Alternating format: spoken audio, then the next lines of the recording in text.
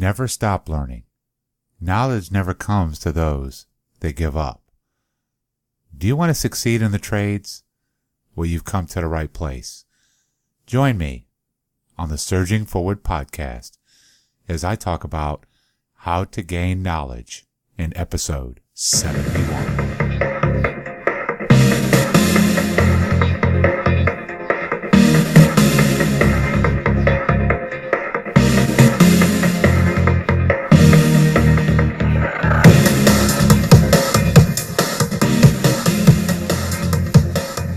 Hello, and welcome to the Surging Forward broadcast, where we're helping you to have a positive view in a negative world.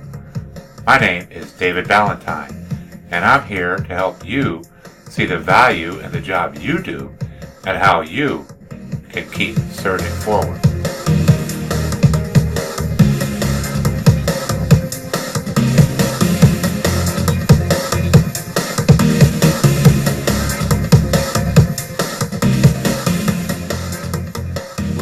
Hello again, and welcome to the Surging Forward podcast.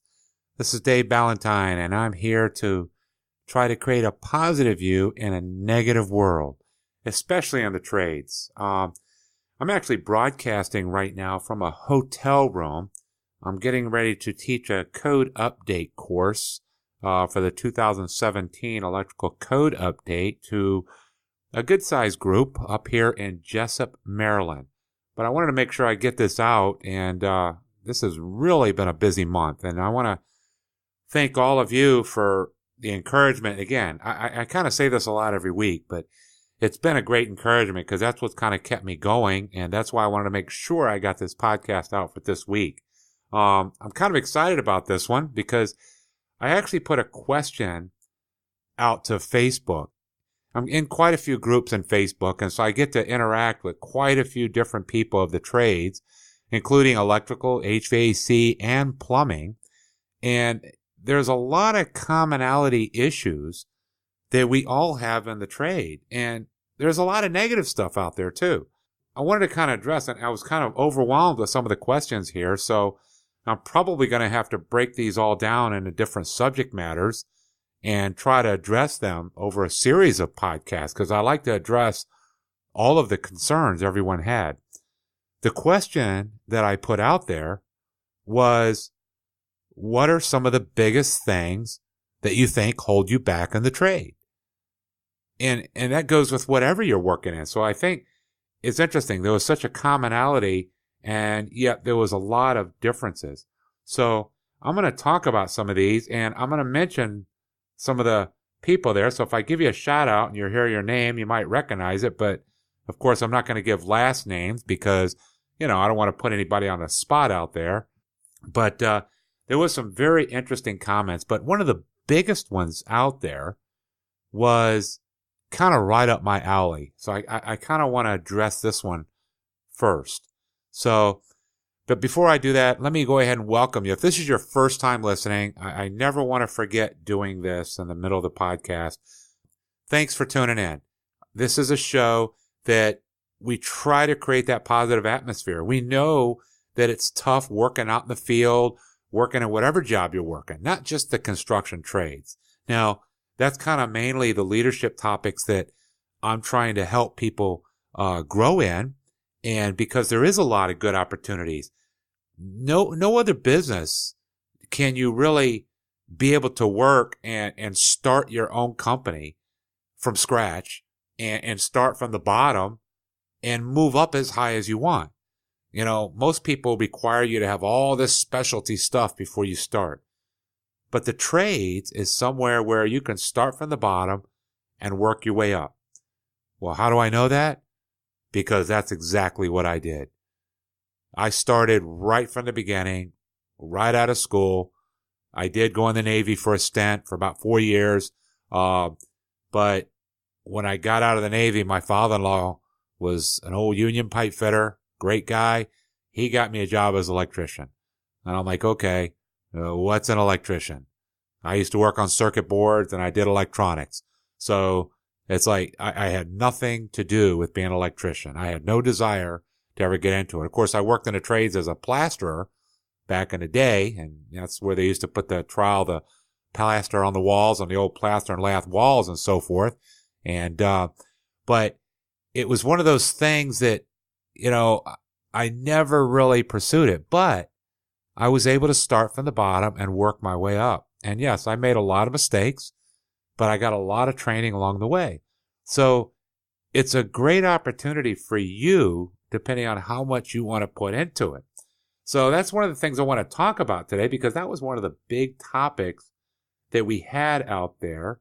And so I just want to get right into it, because I have quite a few things I want to try to cover in this episode as we talk about the podcast here.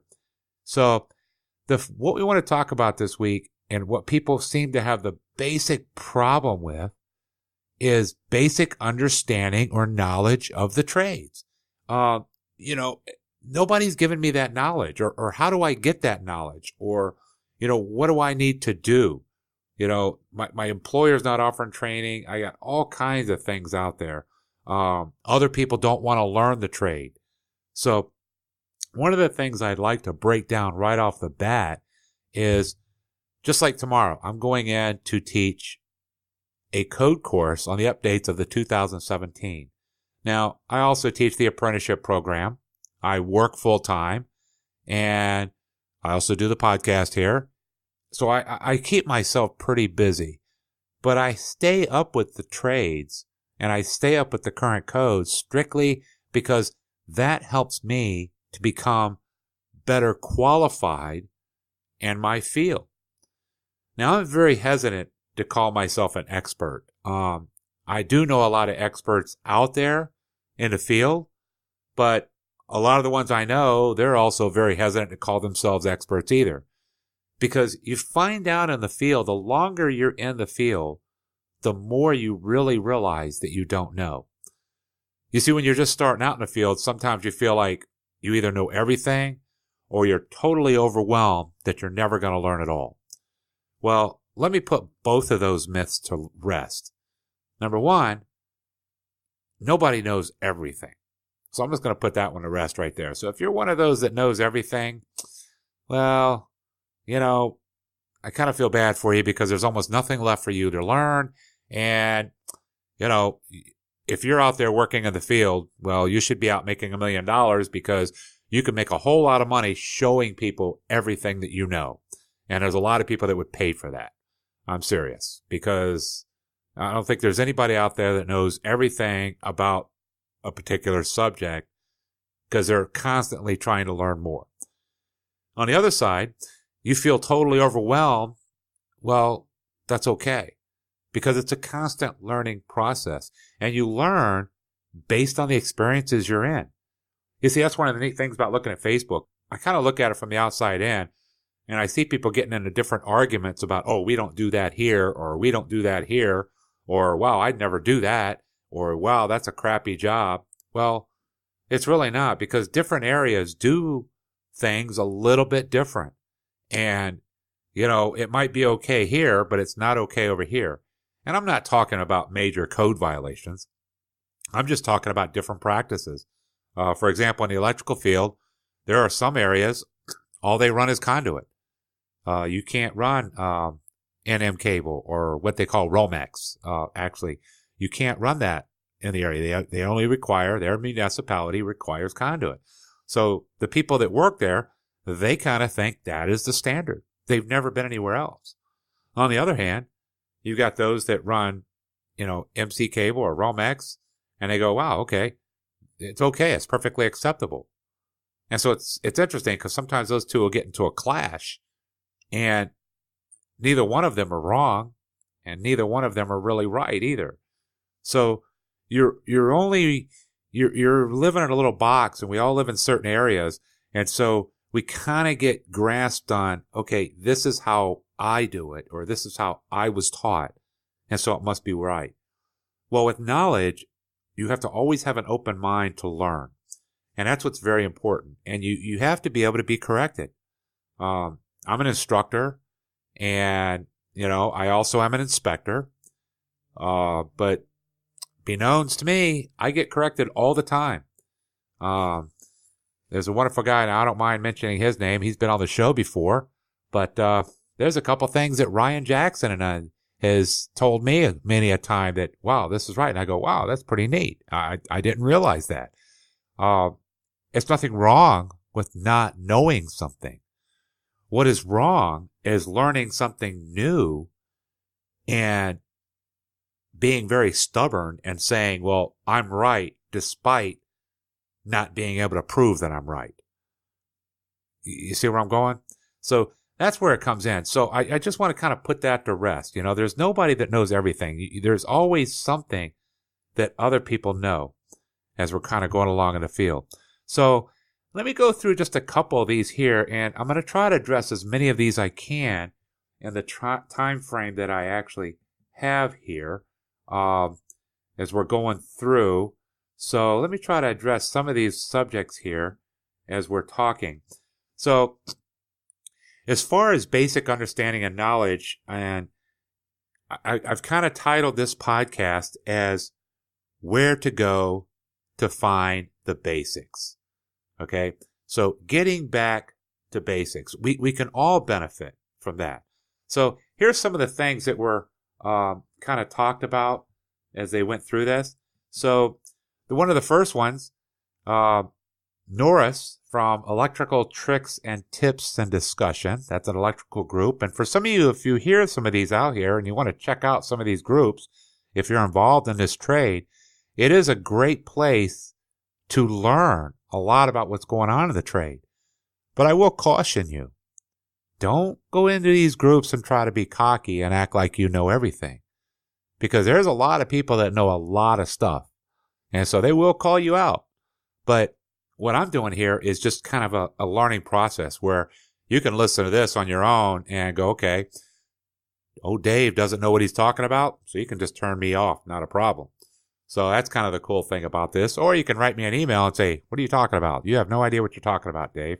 So I've been criticized, and a lot of times I'll say, okay, we can either I'll say, hey, okay, that's fine, or we can agree to disagree, and we can move on and still get along fine. But let's cover some of the things here. So Norris from Electrical Tricks and Tips, he made a comment that not understanding what the trades involves. Knowledge is required to advance and maintain a respected place in this trade. Sometimes licensing requires continuous training. Electricians have a unique responsibility and that we can kill and burn, but we don't. Wow, that was a pretty heavy statement. I liked what he said about that. So, you know, he's someone that takes his trade very seriously. And each one of the trades out there, each one has a serious aspect of what we do. We provide a service to people that don't do it. We're not much different than a brain surgeon. I mean, none of us are. Because, you know, you go to a brain surgeon, you want to make sure he has the right qualifications before he works on you physically. So in that case, most consumers, they really don't understand the aspects of, you know, plumbing, HVAC, or even electrical, or carpentry, or anything like that for that matter. It's just magic. It just exists. It's not something you can put your hand on. A lot of people would like to do it, and they just have no idea how. A lot of people think they know how to do it, and they do it completely wrong. You've got big box stores now that, you know, give you all these how-to manuals, and you could go to YouTube and, you know, they make it look so easy how to do it, and they go do it. And a lot of homeowners, they might be creative and they could figure it out, but most of them, it's just magic. So they want somebody qualified to do it. And Norris is absolutely correct. You can really, you know, as an electrical field, you can really hurt somebody if you do it wrong. And so, you know, that's some of the reasons there's always this debate whether it should be licensed or whether it shouldn't be licensed. Well, there is a certain amount of protection and safety measures that we have to abide by to keep things safe out in the field. That's part of the purposes of a lot of the code, to maintain safety for the general public, because the general public, for the most part, you know, electricity is just magic. It just really is. It's like, okay, it works. It doesn't work. What do I do? Let me try to fix it. Wow, you get zapped. That hurt. I don't like it. Let me call somebody who knows what they're doing. So, you know, so that's kind of what he said. So the basic understanding of what the trade involved many people don't understand the hazards of whatever trade they're working on. They don't understand the hazards of plumbing. Where there could be hazards in the water. You get leaky pipes in the water. That could cause mold. When there's leaky pipes in the wall, things going on. It's not done with a proper installation. That can cause a lot of sickness, a lot of problems. You don't understand the hazards with HVAC. There's a lot of injuries that happen with HVAC, working with high pressure, working with Freon. That's a brand name. I know that what that is, but, work with the different pressures and charging systems and so on. And when a person tries to do that on their own and they don't understand it, you can lose a finger or get your wrist sliced real bad. Electrical, of course, there's shocks. We know what that is. Carpentry, you don't put a beam up in the right place, your whole house can come down. I mean, little things, masonry, same thing, any of the trades. There's a lot of safety stuff involved there. So, every trade has the responsibility to understand what the hazards are.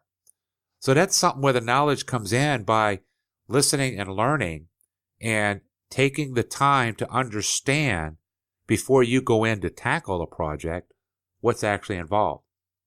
So I wanted to bring up another one from the group Electrical Tricks and Tips.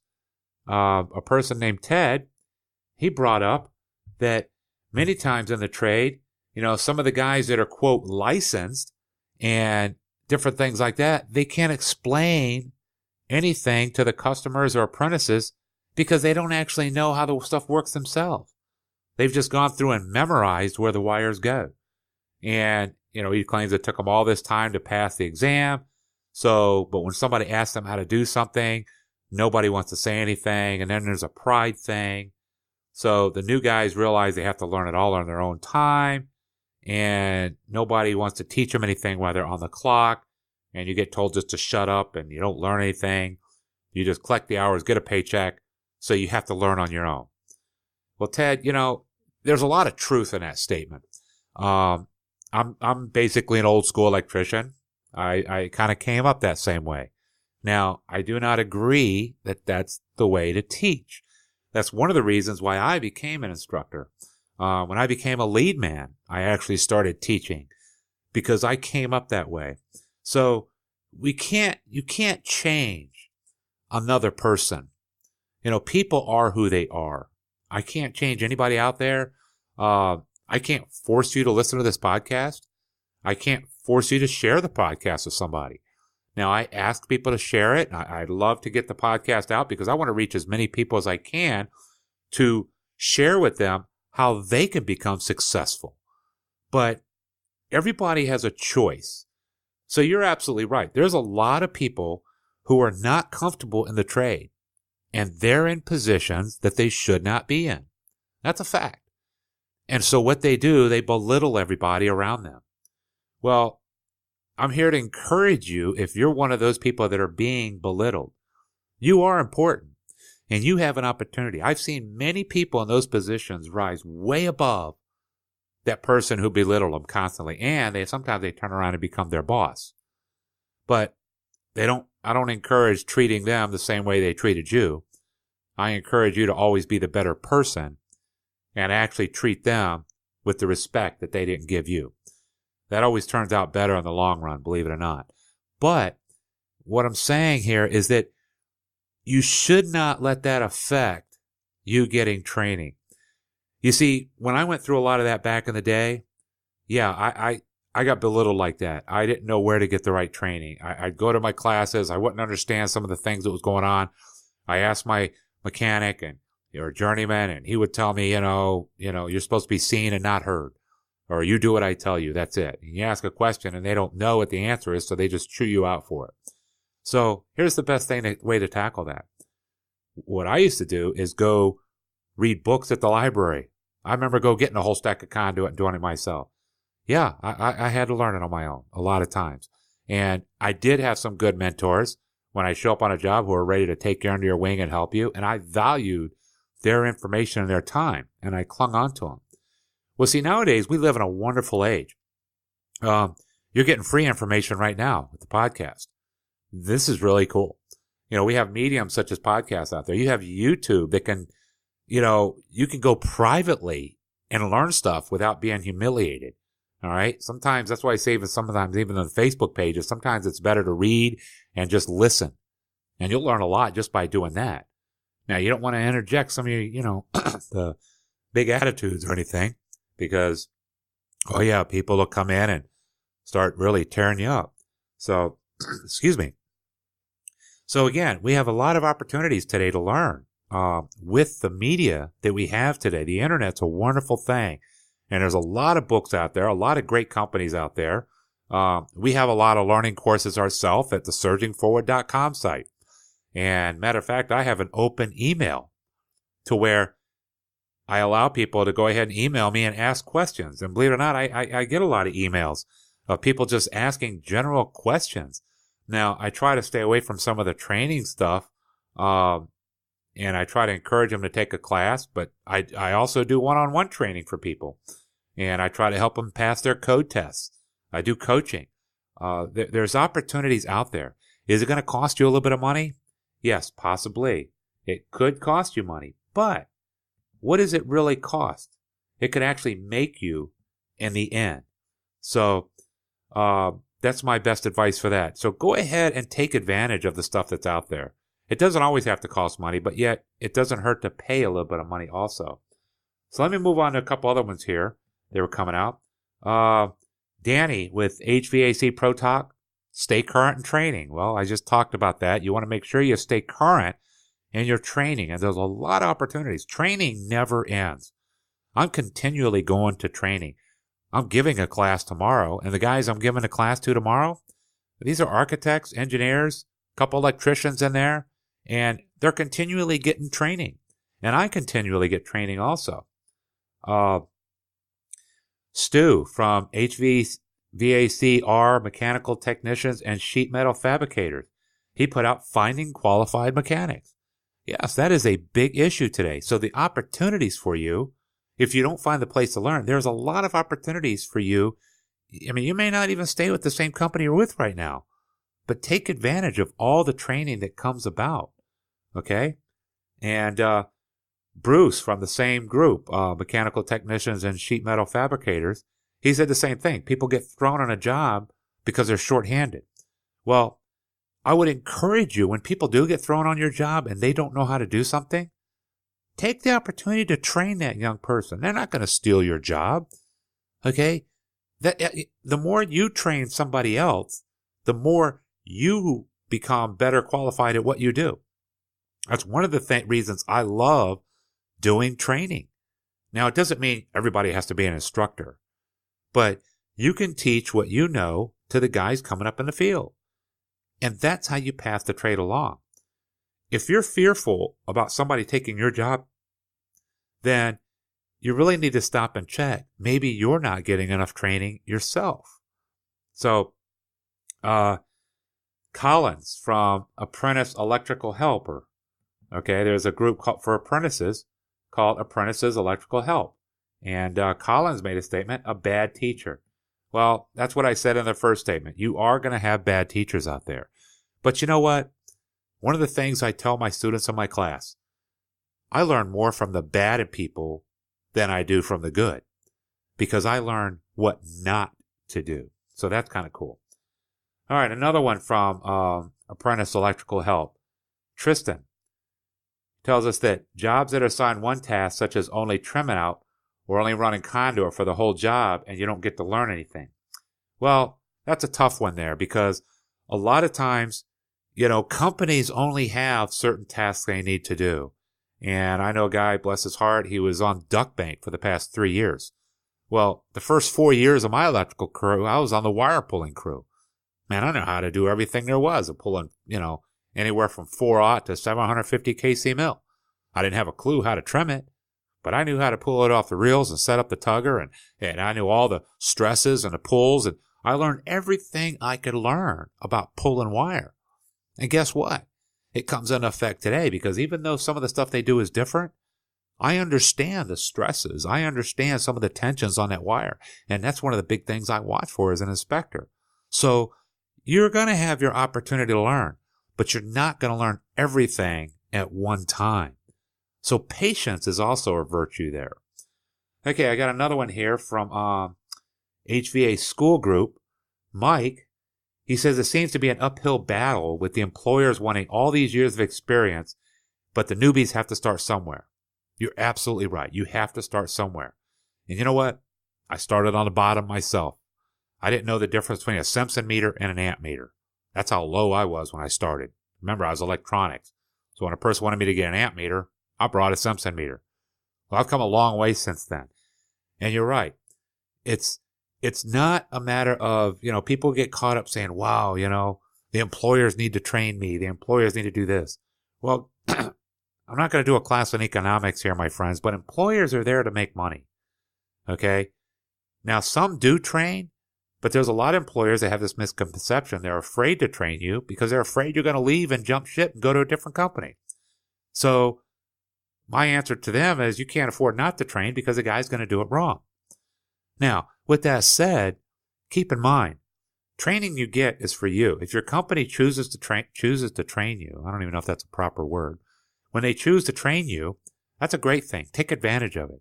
Whatever training they offer you, I don't care if it's basket weaving on a Saturday afternoon, take the training. And I'm going to tell you, honestly, one of the reasons employers are limited on training is because, first of all, training is expensive. You're right. Good training is expensive. Well, the first thing guys say, oh, you're going to pay me? Well, yeah, okay, we're going to pay you. But that shouldn't be your main prerogative. You're getting paid when you're going to the training. I mean, you're getting paid with experience and knowledge. That's priceless. How do you put a price tag on that? That could give you a raise and give you better qualifications or even help you get your license. So take advantage of training. Another one in the HVAC School Group, Matt, cost of schooling. Cost of schooling is very expensive. Well, it is expensive. And, but not all training is expensive. You can start off small. As I said, there's a lot of resources you can go online and get. If you're looking for specific training, ask me. I might be able to guide you in a direction. But you know what? All training is not cheap. Some of it is very expensive. I paid almost $1,200 to go to a grounding class. Yeah, just grounding. That's all it was, simply grounding. And I learned one or two things that I didn't know. Was it worth the training? Over the lifetime of my career? Yes, absolutely.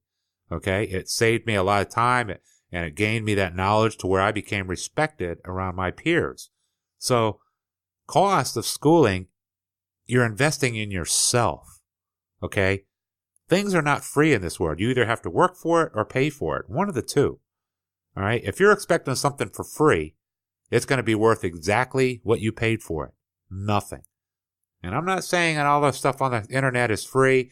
I'm not saying, things are free, but there's always something there to where it's going to entice you to get more. You shouldn't just live off always trying to get free training. So that's something to think about. Lamar from Electrician's Life. Now, Lamar, he's actually in my class. He's in my third year apprenticeship class, and he talks about training. Now, I could tell you one thing about Lamar because I know him. He's a very sharp individual, and he's constantly trying to better himself. And, I've talked to him many times, and he's doing really great in class and asks a lot of questions. But I tell you, Lamar, if you're listening to this out there, you're right. Training, training, training. You can't get enough of it. I've been doing this trade for over 30 years now, and I'm still getting training out there. I mean, it's a constant thing. You're never going to get to the point where you have it all. So, that's covered quite a few of those there. And there's a couple other ones where it said employers are not helping with the training enough. That's from Electrical Wizardry. Rob had wrote that in, and I think I covered that. So,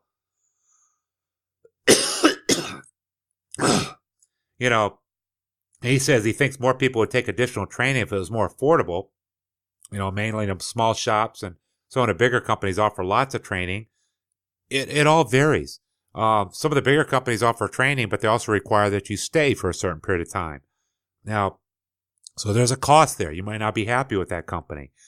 Whether training's affordable, like I said, there's so many opportunities for things out on the internet now and online and different things like that. I think the biggest issue is not that it's affordable. It's a matter, are you making the time to take the training? You see, time is a valuable resource that many of us are afraid to give up. We don't want to get rid of it. So that's the biggest commodity, and I think that's the biggest issue. Many of us don't want to invest the time in the training. We use the excuse that the training is not out there, but there is plenty of training, and I am sure there's plenty of people out there that would be willing to train you, but sometimes, again, the first question I hear to people, how much are you going to pay me to get trained? Well, that's not how it works, my friends. It really doesn't. Most people pay to get trained. That's what an apprentice is called. Matter of fact, if you look at the history of an apprentice usually only had one master. You didn't have journeyman. You had a master and you had an apprentice. All right? And usually that one person trained that apprentice, but that apprentice did everything for that master for a period of like 7 years. And I'm not talking just about the trades. He cleaned his house for him. He cooked for him. He waited on him. He did whatever he told him. It's almost like an indentured servant. But he taught him everything there was to know about the trade. And once he was done, he was a master. So look up the word apprentice. It was not about a freebie thing. He had to work hard to get that training. So you're going to have to put a little bit of work into it. So, but anyhow, I think I've kind of covered everything on the electrical knowledge part, or construction knowledge, I should say, not just electrical. There's quite a few trades in here. I've kind of got electrical on my mind because that's what I'm teaching tomorrow. But again, take the time to get the knowledge. These are some good points that everybody brings up here. But I think if you turn around, you could take some of these negatives, and like I always say, you could turn it into a positive. You can find out what would be best for you. So again, I'm going to sign off here. This one's kind of ran a little bit longer than usual, and hopefully you don't mind, but well, it's kind of right there on time, I suppose. But I want to thank you again for taking the time there. And if you need some training, let me know. I offer, for HVAC plumbing, all the code updates for you at the surgingforward.com website. That's www.surgingforward.com. And we also have a Facebook page, Surging Forward. I would love for you to check out my Facebook page on Surging Forward and just hit like and follow us there. And also leave a comment.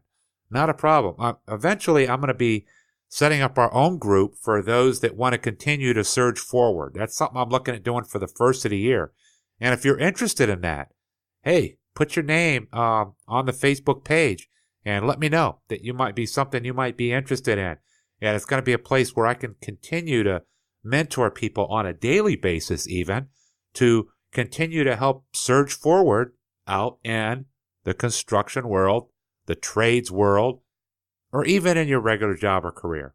Because there's a lot of commonality. If you're in the workforce, you're experiencing some negative feedback.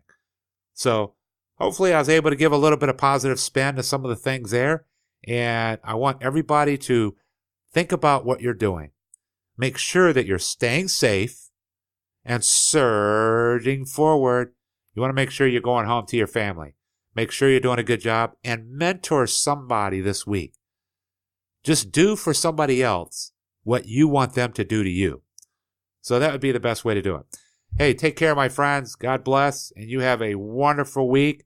And I'm probably not going to put a podcast out next week, so you have a great holiday. I may get it out, but depending on the holidays. So I want everybody to have a great holiday and be safe out there, my friends. Talk to you later. Bye-bye.